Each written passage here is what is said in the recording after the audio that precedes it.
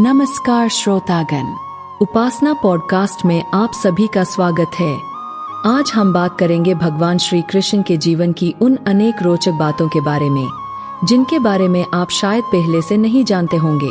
श्री कृष्ण सिर्फ एक भगवान नहीं थे, बल्कि वे एक मित्र, एक गुरु और एक महान योद्धा भी थे। आइए उनके जीवन के ज्ञात और अज्ञात तथ्यों के बारे में जानते हैं। तो कमेंट बॉक्स में लिखिए राधे राधे, जय श्री कृष्णा।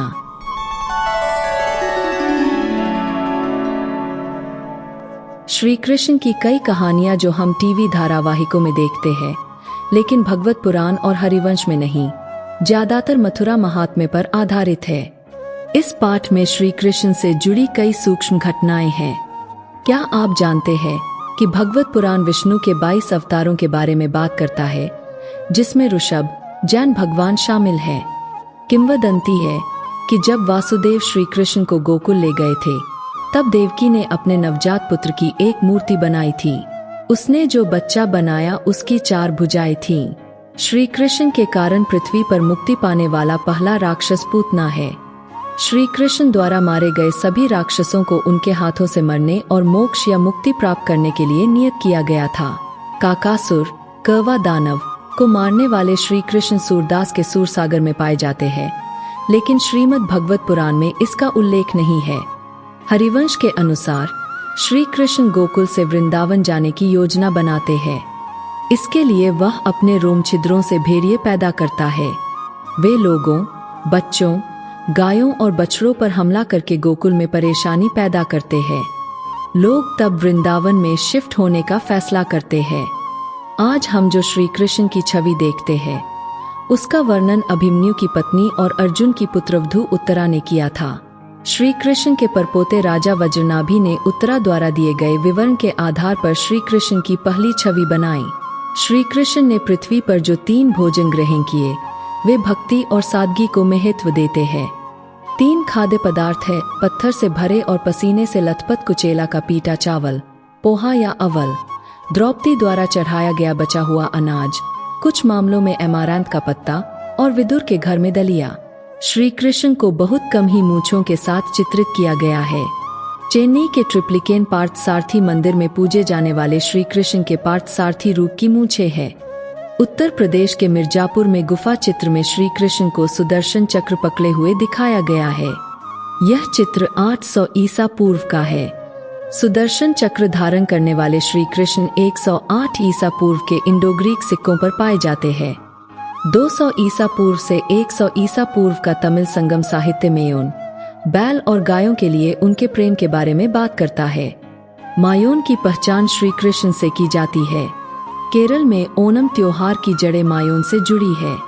कर्नाटक की एक किंवदंती यह है कि जब भी जेल में देवकी के लिए एक बेटा पैदा होता है, तो एक गधा रोता है। कंस को गधे के माध्यम से जन्म के बारे में पता चला, लेकिन जब श्री कृष्ण का जन्म हुआ तो गधा नहीं बोला। श्री कृष्ण गहरे रंग के हैं। यह आधुनिक टेलीविजन धारावाहिक है जिसने गोरीचमड़ी वाले श्री कृष्ण को पेश किया। बंगाल में यह माना जाता है कि श्री कृष्ण देवी काली का एक रूप है। क्या आप जानते हैं कि नथनी पहने श्री कृष्ण की मूर्तियां हैं? ऐसा कहा जाता है कि यशोदा ने श्री कृष्ण को राक्षसों और अन्य नकारात्मक शक्तियों से बचाने के लिए एक लड़की की तरह कपड़े पहने थे। श्री कृष्ण राजस्थान के नाथद्वारा में नथनी पहनते हैं। तत्वम असि की उपनिषद की शिक्षा प्रतीकात्मक रूप से तब चित्रित की जाती है जब श्री कृष्ण यशोदा को अपने मुख में संपूर्ण ब्रह्मांड दिखाते हैं। सर्वोच्च सत्य ब्रह्मांड में मौजूद है और ब्रह्मांड सर्वोच्च सत्य में है, कोई दूसरा नहीं है। पुराणों के अनुसार विष्णु ने एक सफेद बाल और काले बाल उठाकर देवकी के गर्भ में रख दिए। सफेद बाल बलराम बने और काले बाल श्री कृष्ण बने। श्री कृष्ण हमेशा बंदरों के साथ चुराया हुआ मक्खन बांटते हैं। ऐसा कहा जाता है कि इन बंदरों ने माता सीता को खोजने में भगवान श्री राम की मदद की थी। कुछ खातों के अनुसार श्री कृष्ण को केशव कहा जाता है क्योंकि उन्होंने घोड़े के राक्षस केशी को मार डाला था। भारत में बैल को वश में करने के खेल की उत्पत्ति श्री कृष्ण द्वारा अरिष्ट बैल दानव को वश में करने से हुई है। श्री कृष्ण दिखाते हैं कि वह ब्रह्मा के लिए सर्वोच्च सत्य है, जिन्हें ब्रह्मा ने छिपाया था। इस प्रकार सृष्टिकर्ता ब्रह्मा को यह एहसास कराया जाता है कि वास्तविक निर्माता कौन है। तोते श्री कृष्ण के साथ जुड़े हुए हैं क्योंकि वह गोपियों के राजा है। यह प्रेम का प्रतीक है। श्री कृष्ण मछली के आकार के झुमके पहनते हैं, जिन्हें मकर कुंडल कहा जाता है। शिव वृंदावन में गोपिका बन जाते हैं। यहाँ गोपेश्वर महादेव के रूप में पूजा की जाती है। पद्म पुराण की एक कहानी के अनुसार अर्जुन ने श्री कृष्ण और गोपियों के नृत्य में भाग लेने के लिए गोपिका का रूप धारण किया था। त्रिवक्र मथुरा का कुबड़ा, जिसे श्री कृष्ण ठीक करते हैं, रामायण के मंथरा का अवतार माना जाता है। केरल में एक मंदिर श्री कृष्ण को भोजन अर्पित करने से खुलता है। ऐसा माना जाता है कि कंस का वध करने के बाद मंदिर में पूजे जाने वाले श्री कृष्ण रुद्र भाव में है। कंस को मारने से पहले श्री कृष्ण बैल, अजगर, सारस, घोड़े, गधे और हाथी जैसे सभी जानवरों को वश में कर लेते हैं। कंस को मारने के बाद ही श्री कृष्ण ने अपनी औपचारिक शिक्षा शुरू की। श्री कृष्ण के गुरु सांदीपनी हैं। भक्ति के अलावा श्री कृष्ण की कहानियों में एक प्रमुख विषय मित्रता है। एक प्रचलित मान्यता है कि राधा दूसरे पुरुष की पत्नी है। वह कभी भी वास्तविक रूप में प्रकट नहीं होता है और उसे अयान, चंद्रसेन, अभिमन्यु और राय के नाम से जाना जाता है। श्री कृष्ण द्वारा रुक्मिणी और सत्यभामा को उड़िया हरिवंश में अच्युतानंद दास द्वारा बताई गई राधा की कहानी दिलचस्प है। श्री कृष्ण बताते हैं कि राधा देवी लक्ष्मी की अभिव्यक्ति है और उनके पिता ने उन्हें कमल के पत्ते पर पाया। श्री कृष्ण ने अक्रूर को ब्रह्मांडीय विष्णु का दर्शन दिखाया था और यह वृंदावन में स्थित अक्रूर घाट पर हुआ था। ऐसा कहा जाता है कि जब श्री कृष्ण मथुरा जाने के लिए तैयार हुए तो उन्होंने राधा को अपनी बांसुरी देते हुए कहा कि राधा के बिना उनके जीवन में कोई संगीत नहीं है। श्री कृष्ण के जीवन में नृत्य और संगीत तभी होता है जब राधा आसपास हो। मथुरा पहुंचने पर श्री कृष्ण शाही धोबी से अपने कपड़े धोने के लिए कहते हैं, लेकिन वह गर्व से कहता है कि वह ग्वालों के कपड़े नहीं धोएगा। श्री कृष्ण ने उसे धक्का दिया और शाही कपड़े छीन लिए। कुछ लोगों का मानना है कि इसी धोबी ने रामायण में माता सीता की पवित्रता पर संदेह किया था। भगवान राम ने बदला नहीं लिया, लेकिन श्री कृष्ण ने अगले अवतार में किया। श्री कृष्ण भी मथुरा में धनुष तोड़ते हैं। धनुष को मोड़ने और उसे बांधने में दर्जनों सैनिकों की जरूरत होती है, लेकिन श्री कृष्ण अकेले ही करते हैं और झुकने की कोशिश में धनुष तोड़ देते हैं। ऐसा कहा जाता है कि श्री कृष्ण ने कुवलयापीड़ा हाथी का एक बड़ा सफेद दांत लेकर कुश्ती के मैदान में प्रवेश किया था। कंस ने हाथी का उपयोग करके श्री कृष्ण को मारने की योजना बनाई थी, लेकिन बेचारा हाथी और उसके दुष्ट महावत को श्री कृष्ण ने मार डाला था। कंस से मिलने से पहले श्री कृष्ण शक्तिशाली पहलवान चाणूर का वध कर देते हैं। कंस की मृत्यु नाटकीय नहीं है, जैसा कि आधुनिक धारावाहिकों में दिखाया गया है। कंस पोडियम पर बैठा था, श्री कृष्ण को अपने पहलवानों को मारते हुए देख रहा था। अपने पहलवानों की मौत देखकर कंस ग्वालों को पकड़ने के लिए चिल्लाता है। हंगामा होता है और श्री कृष्ण कंस की ओर दौड़ पड़ते हैं। वह हमला करने के लिए तलवार निकालता है। श्री कृष्ण चतुराई से कंस को गिरा देते हैं। फिर वह कंस को कुश्ती के अखाड़े में घसीटता है और अंत में उसे मार डालता है। कंस के वध के बाद श्री कृष्ण के प्रेमी और वात्सल्य देखभाल करने वाले रूप को रुद्र भव द्वारा प्रतिस्थापित किया जाता है। यहाँ से श्री कृष्ण एक जोड़तोड़ करने वाले और नायक के रूप में अधिक है। कोई और श्रृंगार नहीं है। देवकी ने सबसे पहले सुभद्रा को श्री कृष्ण से मिलवाया। वह जेल में पैदा हुई थी। बहुत से लोग मानते हैं कि श्री कृष्ण की बहन सुभद्रा योग निद्र है। गुरु दक्षिणा के रूप में श्री कृष्ण यम के निवास में गए और सांदीपनी के मृत पुत्र को वापस ले लिया। पुत्र का अपहरण कर लिया गया था और राक्षस पांचजन्य शंख राक्षस द्वारा मार डाला गया था। श्री कृष्ण ने राक्षस का वध किया था और यह शंख श्री कृष्ण से जुड़ा है। संदीपनी का बेटा भारतीय उपमहाद्वीप के पश्चिमी तट में खो गया था। श्री कृष्ण पहले अपने गुरु के पुत्र की खोज करते हुए इस क्षेत्र में प्रवेश करते हैं। बाद में श्री कृष्ण भारतीय उपमहाद्वीप के पश्चिमी तट में द्वारका का निर्माण करते हैं।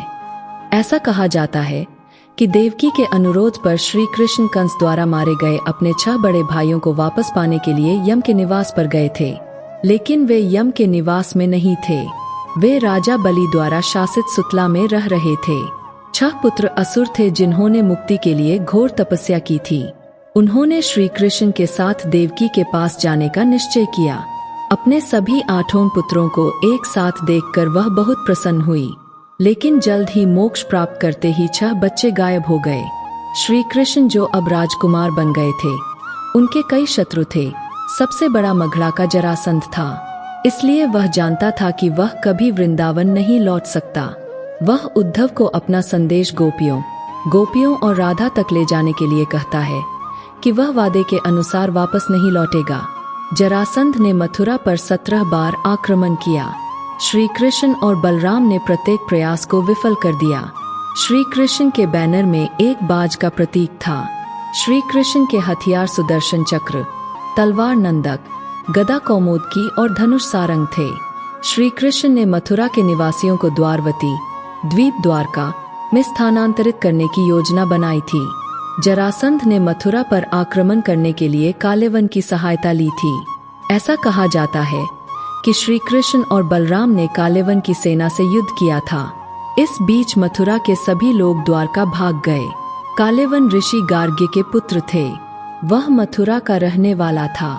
यादवों ने ऋषि गार्ग्य का उपहास किया था क्योंकि उनकी कोई संतान नहीं थी। उन्होंने उसे नपुंसक कहा। उन्होंने घोर तपस्या की और शिव से वरदान प्राप्त किया कि वे एक पुत्र को जन्म देंगे जो मथुरा का विनाश करेगा। द्वारका शहर का निर्माण दिव्य वास्तुकार विश्वकर्मा ने किया था। कुबेर ने नगर के भंडार को अन्न से और कोषागार को सोने से भर दिया। श्री कृष्ण छल से कालेवन का वध करते हैं। चूंकि कोई यादव उसे मार नहीं सकता था, श्री कृष्ण ने कालेवन को उस गुफा में ले गए जिसमें योद्धा मुचुकुंद सो रहा था। योद्धा ने कई युद्धों में देवों की मदद की थी और अंत में वह थक गया था। उसे देवों से वरदान मिला था कि जो भी उसे जगाएगा वह भस्म हो जाएगा।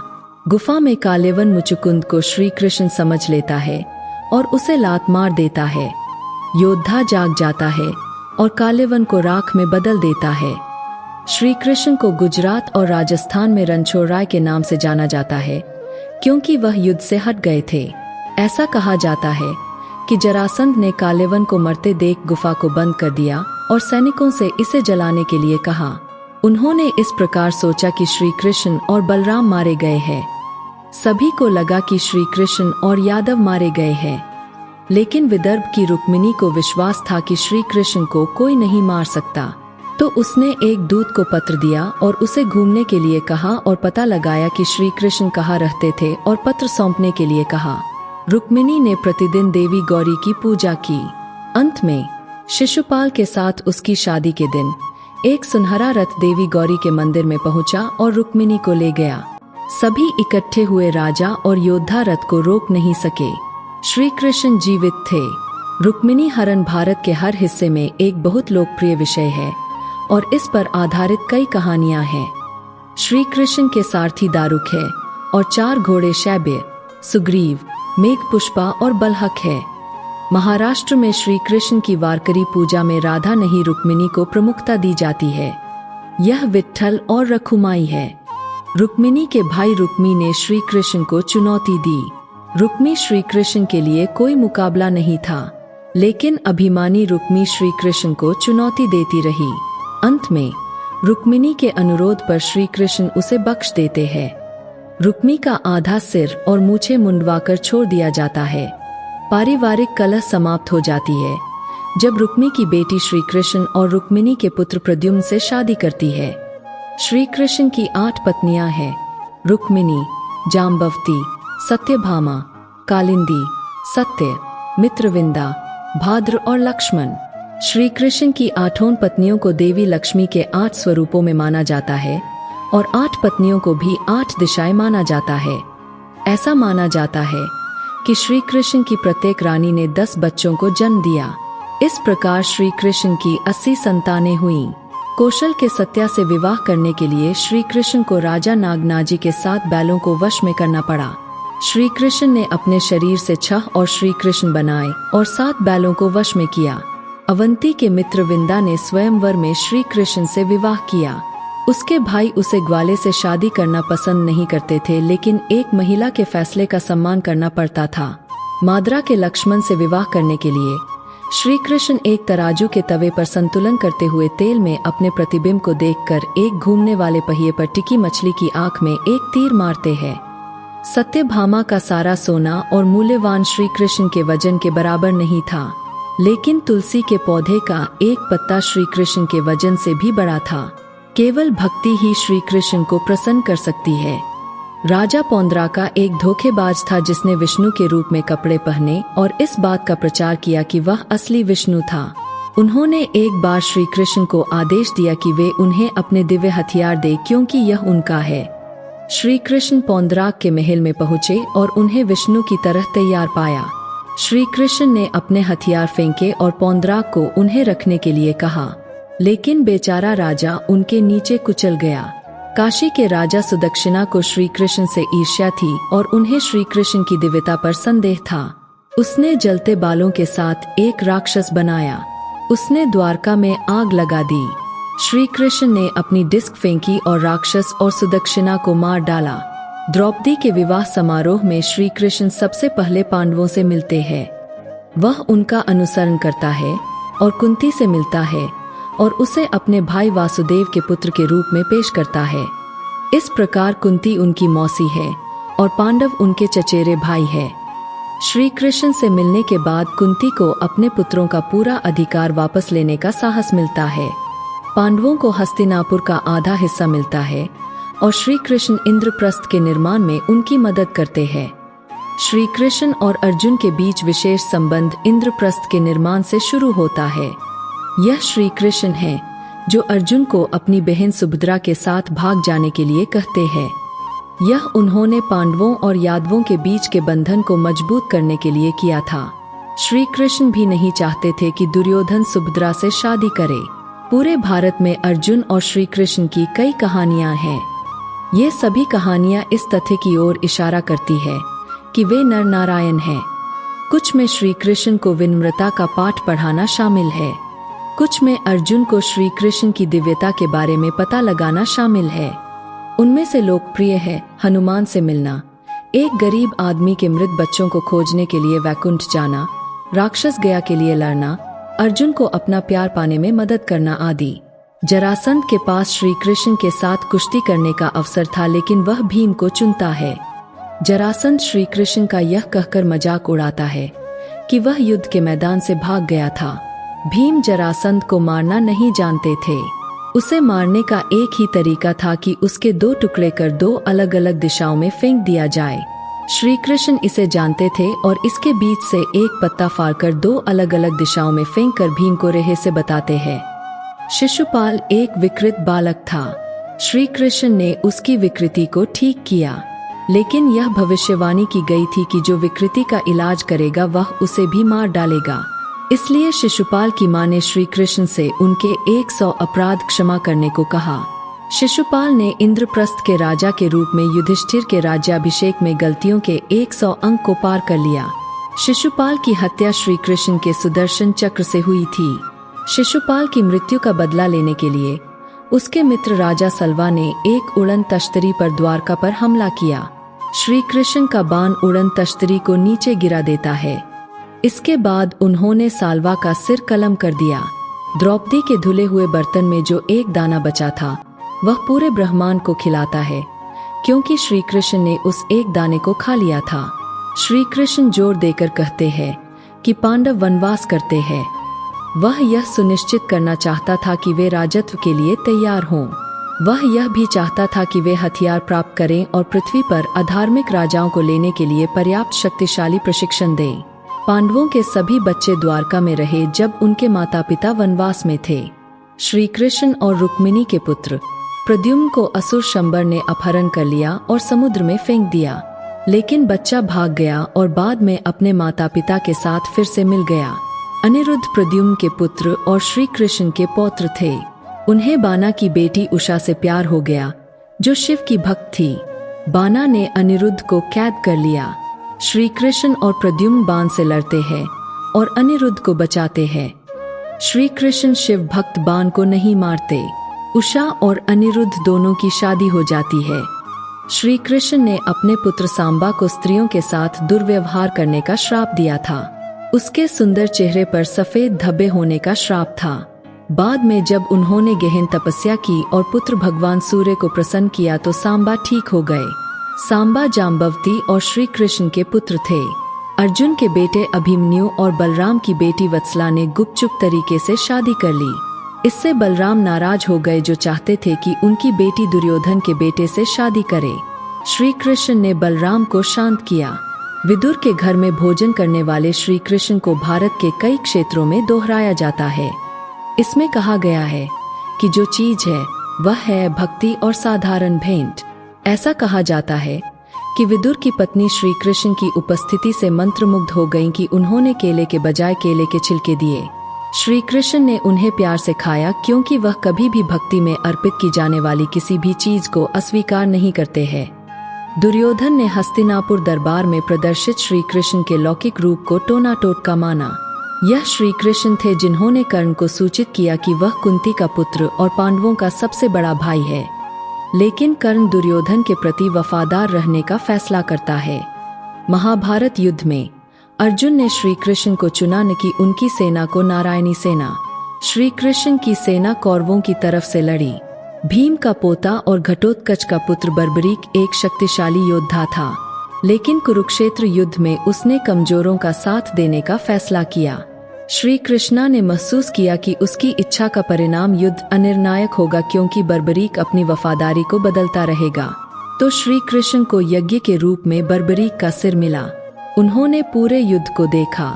बर्बरीक को श्री कृष्ण के एक रूप खाटू श्याम जी के रूप में पूजा जाता है। अंत में इस बात पर बहस हुई कि कुरुक्षेत्र युद्ध में सबसे क्रूर कौन था। भीम ने कहा कि यह वह था। अर्जुन ने अपने बड़े भाई से असहमत होकर कहा कि यह वह था।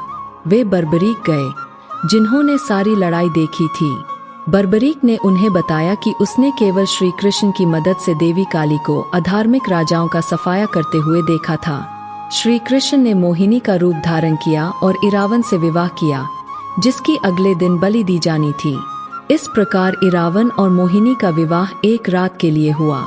कुछ लोगों का मानना है कि इरावन शिव की अभिव्यक्ति है और उन्होंने पांडवों की जीत के लिए यज्ञ किया था। महाभारत युद्ध की शुरुआत से पहले श्री कृष्ण अर्जुन की बातचीत उपनिषदों में मिली सभी शिक्षाओं का संक्षेपण है। बिना हथियार उठाए श्री कृष्ण सारथी के रूप में महाभारत में अधर्म का पक्ष लेने वाले सभी लोगों को नष्ट कर देते हैं। अर्जुन के बाणों और भीम की गदा और उग्रता ने उसके चारों ओर श्री कृष्ण लिखा था। यह श्री कृष्ण ही थे जिन्होंने सुनिश्चित किया कि पांडवों ने ध्यान नहीं खोया। ऐसा कहा जाता है कि श्री कृष्ण ने कुरुक्षेत्र युद्ध में जानवरों को पानी मिले यह सुनिश्चित किया था। ऐसा कहा जाता है कि उन्होंने अर्जुन को अपने बाणों का उपयोग करके भूमिगत से पानी लाने के लिए कहा। भीम ने इस जांग पर प्रहार कर दुर्योधन का वध किया और इस रहस्य का खुलासा भी श्री कृष्ण ने ही किया था। कहा जाता है कि युद्ध के बाद श्री कृष्ण जैसे ही रथ से बाहर निकले, उसमें आग लग गई। रथ और अर्जुन की रक्षा श्री कृष्ण ने की थी। श्री कृष्ण अश्वत्थामा को युद्ध के बाद सो रहे लोगों को मारने और उत्तरा के गर्भ में बच्चे को मारने के प्रयास के लिए पीड़ित होकर पृथ्वी पर घूमने का श्राप देते हैं। धृतराष्ट्र भीम को गले लगाकर और कुचलकर मारना चाहते थे। श्री कृष्ण को इस बात का एहसास हुआ और उन्होंने भीम की जगह एक लोहे की मूर्ति को धक्का दे दिया। लोहे की मूर्ति को धृतराष्ट्र ने कुचल दिया था, जिसके हाथों में एक हाथी को मारने की शक्ति थी। अनुगीता अर्जुन और श्री कृष्ण के बीच की दूसरी बातचीत है। पाठ कर्म और ज्ञान योग पर अधिक संबंधित है। श्री कृष्ण के पुत्र सांबा ने एक महिला की तरह कपड़े पहने और ऋषि दुर्वासा से पूछा कि क्या उनकी एक बच्ची होगी या एक लड़का होगा। क्रोध में ऋषि दुर्वासा ने सांबा को शाप दिया कि वह एक लोहे की छड़ को जन्म देगा, जिसके परिणाम स्वरूप यादव वंश की मृत्यु हो जाएगी। लोहे की छड़ का एक टुकड़ा जिसे सांबा ने जन्म दिया, पृथ्वी पर श्री कृष्ण अवतार को समाप्त कर दिया। अर्जुन ने श्री कृष्ण का अंतिम संस्कार किया। फिर उसने द्वारका और उसके नागरिकों को बचाने की कोशिश की, लेकिन वह अब महान योद्धा नहीं था। वह बेबस होकर बैठ गया। तब उन्हें श्री कृष्ण की शिक्षाओं की याद आई। फिर उसने पत्ते पर एक बच्चे की दृष्टि देखी।